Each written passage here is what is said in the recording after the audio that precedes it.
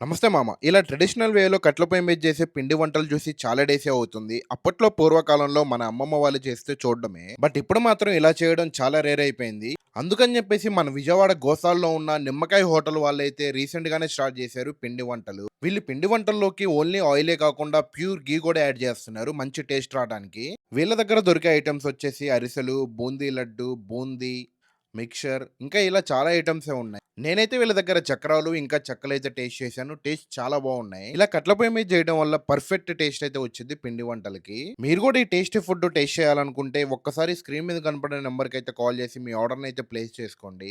నేనైతే తప్పకుండా రికమెండ్ చేస్తాను ప్రతి ఒక్కళ్ళకి. సో ఏమాత్రం లేట్ చేయకుండా పల్లెటూరుకి దూరంగా బతికే సిటీలో ఉన్న ఫ్రెండ్‌కి అయితే వీడియోని అయితే షేర్ చేసేయండి. లేదా మీరే ఇక్కడికి విజిట్ చేసి మీకు కావాల్సిన ఐటమ్స్ బల్క్‌లో అయితే చేపించుకోవచ్చు.